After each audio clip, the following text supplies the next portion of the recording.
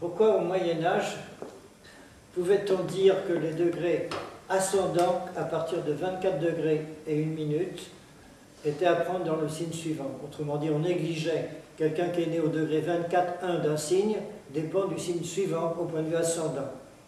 Je l'ai constaté par la numérologie pour les signes impairs. Je ne sais pas pour les signes pairs. En tout cas, au Moyen-Âge, quand vous étiez, mettons, à 24 degrés 1 du Scorpion, vous étiez déjà dans l'ascendant Sagittaire et j'ai constaté que c'était vrai. Pourquoi c'était oublié, je ne sais pas. C'était une règle au Moyen-Âge pour l'ascendant, 6 degrés de décalage en fin de signe. Au Moyen-Âge, c'était pas possible. Ça explique la dérive. En fait, les 6 derniers degrés. Mais ça explique la dérive de l'astrologie, justement, quand on a voulu faire un décalage. Parce que si vous êtes à 24 degrés et 1 minute en Scorpion, et si vous avez l'ascendant réellement Sagittaire par les sensibilités, les constats, alors on a créé une astrologie qui faisait un décalage pour dire, comme ça j'explique. Mais on n'explique pas pourquoi au Moyen-Âge on avait trouvé ce chiffre 6.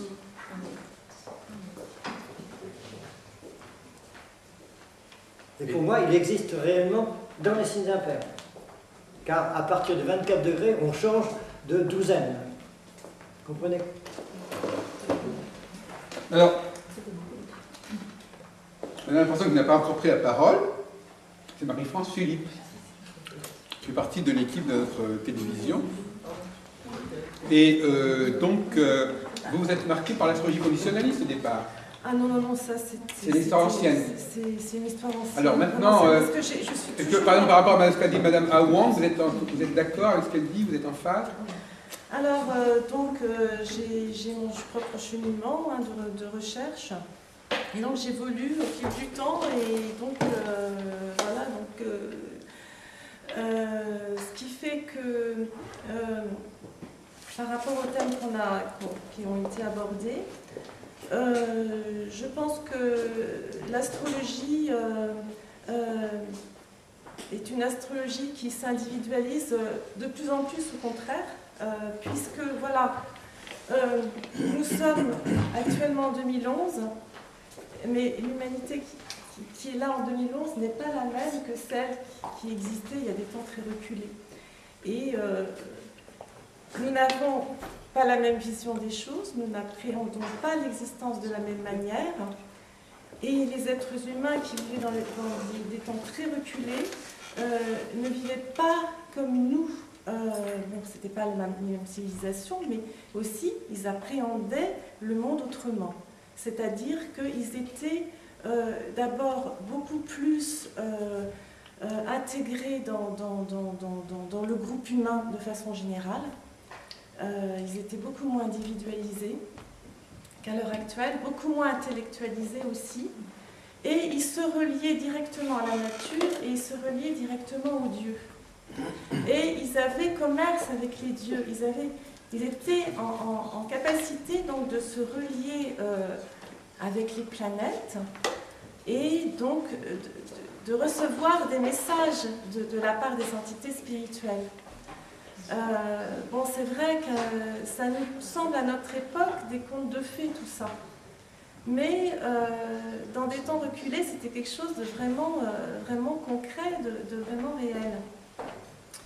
Et donc, à l'époque, les êtres humains étaient insérés dans une âme groupe, donc une âme groupe universelle, et ils étaient beaucoup moins individualisés qu'à notre époque. Et au fil du temps, au fil des civilisations, ils se sont individualisés de plus en plus. Et ce qui fait que, effectivement, l'astrologie dans les temps reculés était basée sur les constellations, c'est-à-dire voilà, des étoiles, des groupes d'étoiles. Alors moi j'explique, enfin c'est ma vision des choses, que l'astrologie tropique qui fonctionne parfaitement, c'est une astrologie qui fonctionne parfaitement. D'ailleurs, pour en revenir aux saisons et les signes aux saisons, on se rend compte que le signe du cancer, pourquoi le signe du cancer, il y a le signe du Cancer parce que c'est un animal qui marche à reculons, l'écreuvisse. Qu'est-ce que tu en sais? Tu l'avais pas. Et au solstice d'été, les jours reculent. C'est-à-dire que c'est la nuit qui va prendre le pas sur le jour. Les nuits vont s'allonger et au solstice d'été, c'est le jour le plus long. Et durant le signe du Cancer, eh bien, les signes vont diminuer, les jours vont diminuer en temps. Voilà, et au signe de la Balance, donc il y a un équilibre entre le jour et la nuit. Hein, et puis au signe du printemps, bon, ça c'est bon, il y a à nouveau cet équilibre des jours.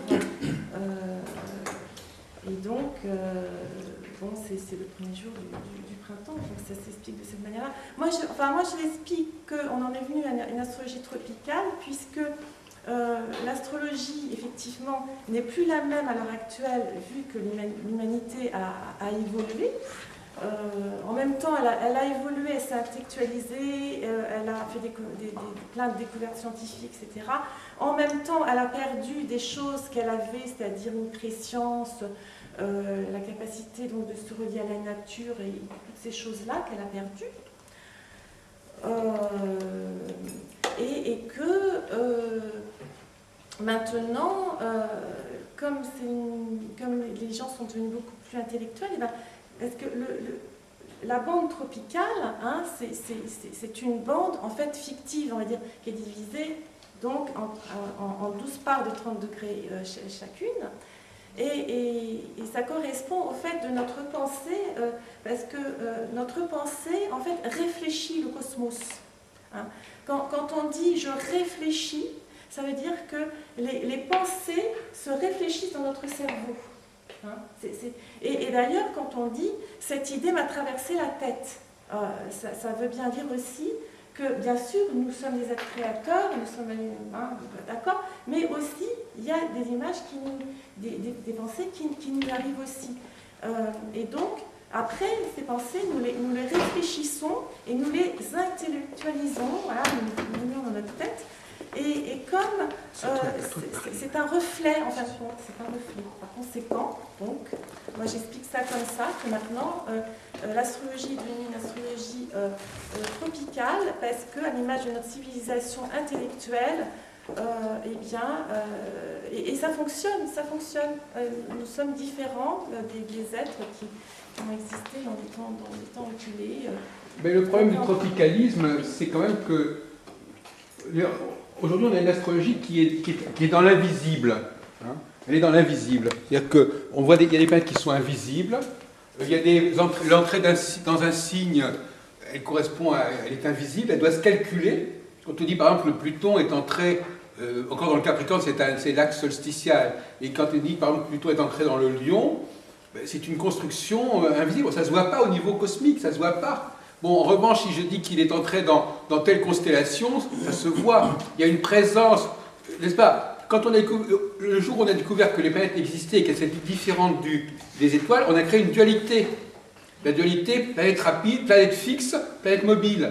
Étoile fixe, étoile mobile. Le mot planète veut dire mobile par opposition à fixe. Donc effectivement, on a déjà une dualité, et quelque part, ce qui s'est passé, et ça c'est très regrettable, on a cassé cette dualité. On a remplacé, j'en parlais l'autre jour avec monsieur Rieux, je crois, on a remplacé une astrologie de la dualité, c'est-à-dire où il y avait la planète et l'étoile. On a enlevé l'étoile et on l'a remplacée par des planètes lentes. Donc on a remplacé une hétérosexualité, c'est-à-dire entre la planète qui est d'une nature différente de l'étoile, et on a évacué l'étoile et on l'a remplacée par une homosexualité, c'est-à-dire planète-planète, relation planète-planète. Mais le problème de la relation planète-planète, c'est qu'elle ne respecte plus la révolution sidérale de la planète. Si vous prenez par exemple Saturne, si vous le mélangez si vous le combinez avec Jupiter ou avec Neptune, eh bien il ne fait plus 30 jours, il ne fait plus 30 ans. Il va faire 36 ans dans sa conjonction Saturne-Neptune. Donc finalement, avec chaque planète, il va différer, et le cycle de Saturne va différer selon la planète avec laquelle il est en relation. Par contre, si vous mettez Saturne en relation avec une étoile, eh bien, ce cycle, il restera toujours de 30 ans, il ne va pas bouger. Donc quelque part, il y a une espèce de dégradation, je pense que quelque part, et d'ailleurs après on va vers une petite pause, avant de passer à la deuxième phase de la soirée, mais quelque part, effectivement, l'abandon, quand même, globalement, du référentiel stellaire par l'astrologie contemporaine est une véritable catastrophe, non seulement sur le plan scientifique, mais même sur le plan intellectuel, parce qu'effectivement, c'est comme si on avait cassé la dualité. Tout à l'heure, on disait à quel point cette dualité qui n'existe plus entre la planète et le Soleil, et la planète et les étoiles, eh bien, elle n'existe plus tellement non plus dans la représentation qu'on s'est faite de l'astrologie, son origine et son aboutissement. Elle ne se fait plus non plus complètement dans le fait qu'on a conscience qu'un principe donne aussi son opposé. Elle ne se fait plus à des tas de niveaux. Donc, quelque part, il y a tout un processus de la dualité qui est complètement traumatisé. C'est comme si l'astrologie ne pouvait plus vivre la dualité. Si, Monsieur Rieux. Oui, on la retrouve quand même oui. en astrologie par le jeu des planètes en domicile oui, c'est vrai. Et en chute. Oui. Alors, mais effectivement, mais bien entendu, puisque bien évidemment, vous savez, quand il y a un traumatisme quelque part, il y a toujours des traces. C'est-à-dire qu'il est évident que ça atteste de l'existence de cette dualité, mais quelque part, cette dualité, elle est refoulée. Donc elle n'a pas disparu, elle est refoulée. Effectivement, la théorie des domiciles des planètes atteste de cette dualité. Mais en même temps, quand on vous dit, par exemple, le domicile de Mars, c'est l'exil de Vénus, oui. Inversement, eh bien, là, il y a un problème. Puisque normalement, Mars, par définition, quand il est en exil, il devrait incarner les valeurs de Vénus.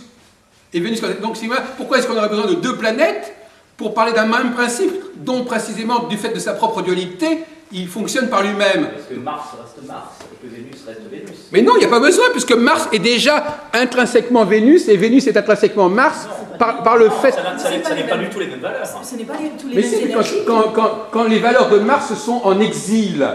Mais non, mais qu'est-ce que ça donne? C'est une action qu'on transmet vers les autres. C'est pas les mêmes valeurs, Vénus et Mars. Non, mais quand elles sont en exil, quand elles sont renversées, quand elles sont rejetées, qu'est-ce qui se passe? Il n'y a pas de blanc et de noir. Oui, voilà, c'est ça. Bon, les en tout planètes, cas... sont d'abord importantes. On prend d'abord les planètes. Et puis, bon, il y a d'accord, parce que domicile, exil, bon d'accord, mais la planète est plus forte, son domicile, d'accord, mais d'abord c'est la planète en elle-même, quoi.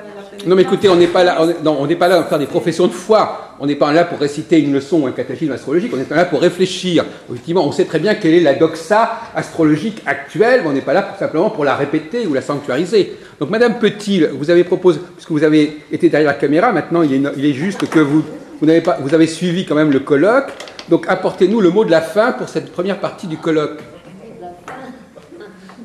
Avant que nous passions au repas, à la collation, et puis après au deuxième exposé. Écoutez, en ce moment, je m'interroge beaucoup sur le rôle de l'astrologie par rapport à une évolution, disons, qui a été une évolution scientiste jusqu'à une conception beaucoup plus spirituelle de nos connaissances. Et donc, je dirais que l'astrologie jette un pont entre la science et la religion. Religion, bien sûr, chacun peut l'entendre comme il a envie d'entendre. Je dirais que religion, pour moi, c'est quand même une recherche de communion avec les autres, donc d'une conception matérialiste qui s'attache à démontrer tout ce qui existe et tous les processus, disons, de la nature. On arrive à une conception spirituelle qui accepte le doute, qui accepte l'incertitude, qui accepte de ne pas avoir tout compris et qui accepte également de croire quelque part en une entité qui nous, disons, qui nous domine. Je n'aime pas trop ce terme, mais qui nous inspire en tout cas, pour moi, c'est le véritable enjeu de l'astrologie actuellement, c'est d'arriver à des connaissances beaucoup plus profondes des lois cosmiques d'une manière pas définitive, mais en tout cas qui nous rapproche des autres. En tout cas, pour moi, c'est mon objectif.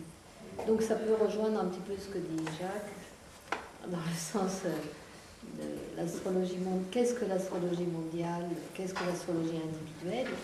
Pour moi, l'astrologie mondiale, c'est s'intéresser bien sûr aux grands cycles, mais c'est également s'intéresser au collectif, s'intéresser aux autres et avoir une certaine communion avec les autres. Oui, alors justement, souvent, oui, ça, c'est vrai qu'on a entendu tout à l'heure des gens dire l'astrologie mondiale, on peut s'en passer, c'est pas l'astrologie individuelle. À mon avis, non. Il y a un moment où la tonalité centrale de l'humanité est dans le collectif, et à ce moment-là, l'individu doit prendre en compte l'astrologie mondiale. L'astrologue doit faire la mondiale pour comprendre l'individu, puisque l'individu lui-même est dans le collectif. Tu ne peux pas ignorer l'astrologie mondiale. À un moment donné, on a dit tout à l'heure que l'astrologie annuelle correspondait à un moment particulier des cycles cosmiques. Donc quand ces moments ne sont pas là, comme actuellement par exemple, quand il y a des catastrophes, quand il y a des guerres, quand il y a des révolutions, si l'astrologue ignore l'astrologie mondiale, il n'a pas la compétence voulue. L'astrologie mondiale et l'astrologie individuelle ne sont que les deux faces d'une même pièce. Elles ne sont absolument pas... Alors c'est vrai qu'il est possible qu'il y ait des gens qui n'ont pas appris l'astrologie mondiale. Ça, c'est pas notre problème. S'ils ont une lacune dans leur formation, c'est pas notre problème. Mais il est un fait qu'il faut absolument, et aujourd'hui, on a dit tout à l'heure, le temps actuel nous y invite, hein, il faut dire, mais nom d'un chien, mais comment est-ce que je peux travailler si j'ignore l'astrologie mondiale? Je ne peux pas faire l'impasse sur l'astrologie mondiale, même pour étudier mes clients, parce que, je crois que c'est Madame Sibalo qui disait, l'astrologie mondiale, quand elle parle des événements, ce n'est pas des événements qui nous tombent dessus comme ça, c'est des événements qui passent par les individus. Donc c'est pas parce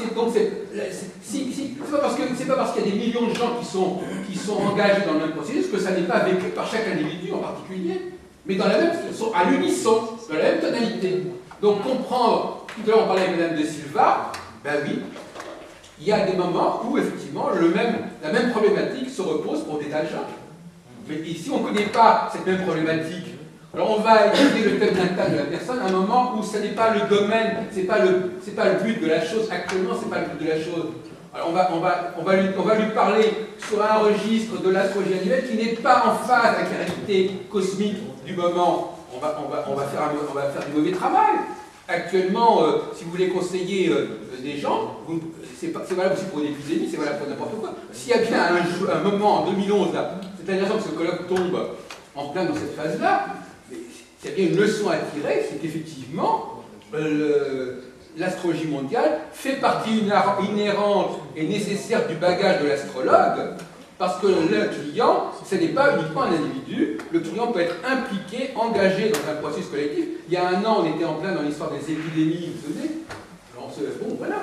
Qu'on puisse effectivement se dire, voilà, il y a ce phénomène d'astrologie mondiale qui se produit, voyons comment ça se répercute chez l'individu. Oui, à la limite, on pourrait faire ça.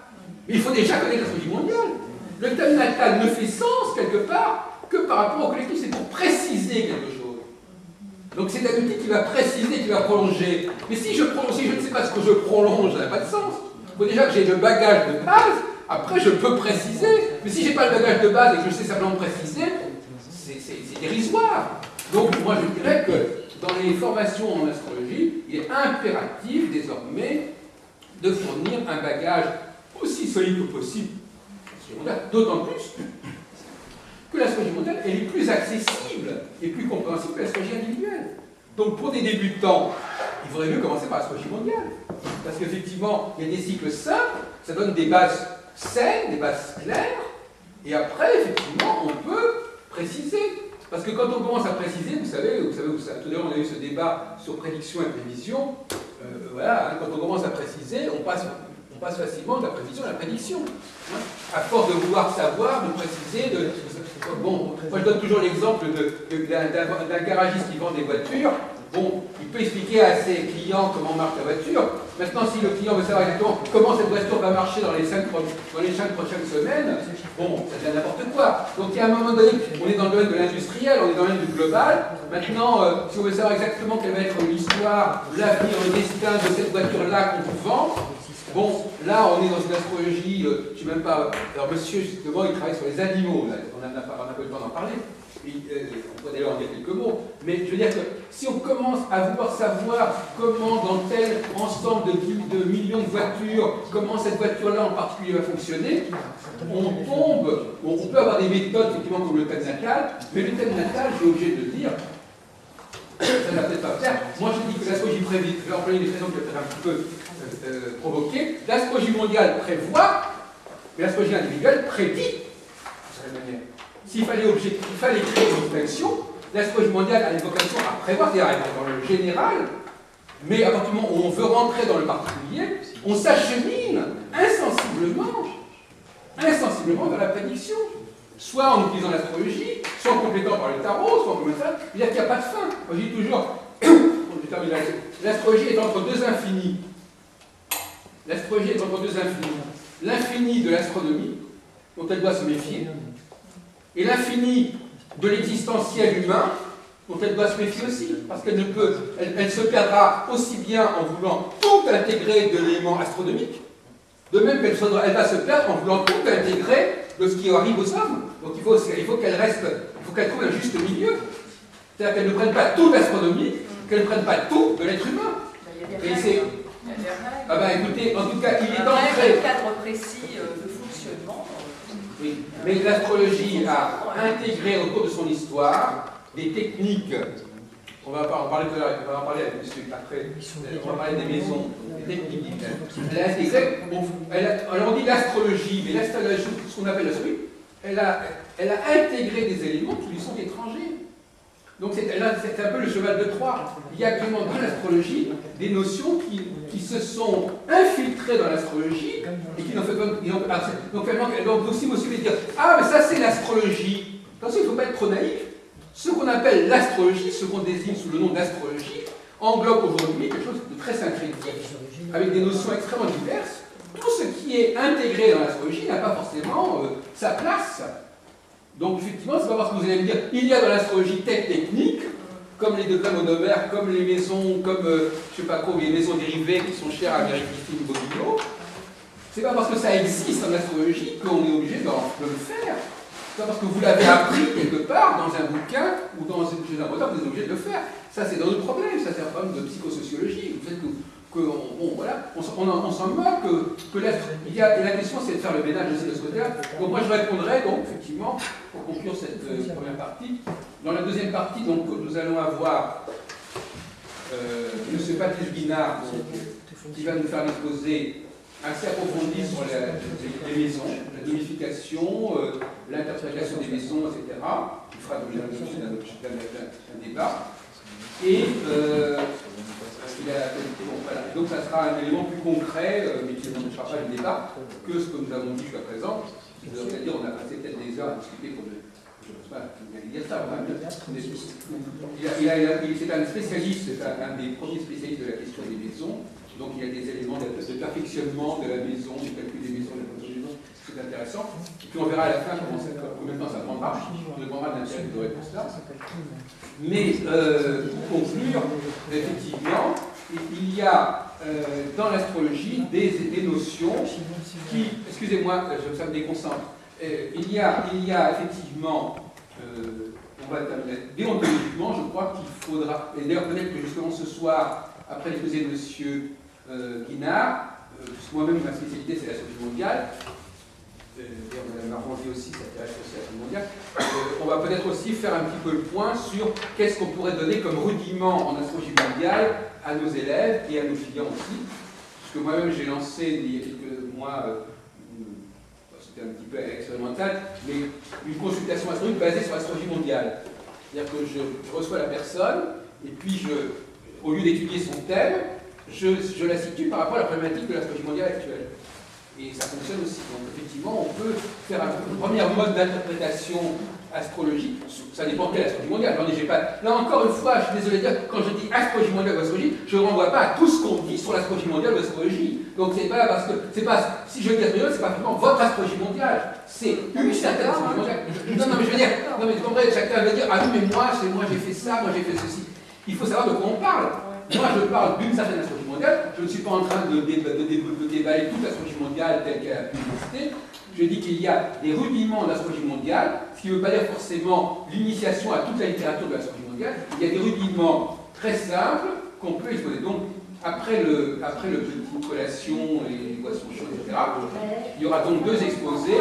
Celui de M. Guinard sur les notifications, qui sera donc en prise directement avec l'astrologie individuelle. Et si on a encore le temps, je ferai un petit exposé initiatique au niveau de l'astrologie mondiale. Je vais faire une toute petite parenthèse à propos des animaux. Ben justement, puisque M. Awan. Ouais, alors allez-y. Sur National Geographic, la chaîne, il y a un mois ou deux, est passée une émission concernant l'accouplement des crabes. En fait, les femelles, elles revêtissent une robe, une carapace qui devient toute rouge, écarlate, au moment en fait, de la fécondation, de sorte que le mâle, en voyant la couleur changer de la robe, la carapace, vraiment, il vient immédiatement sur la femelle et elles pondent leurs œufs de manière collective à la pleine lune. Donc là, on pourrait s'interpeller en se disant, c'est quand même, bon, on est dans l'ordre, on est dans le règne animal là quand même.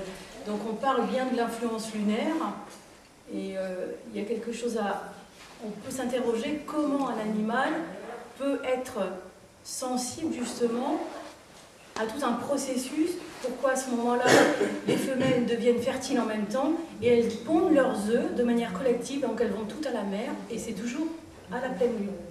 Voilà, donc c'est juste une petite parenthèse.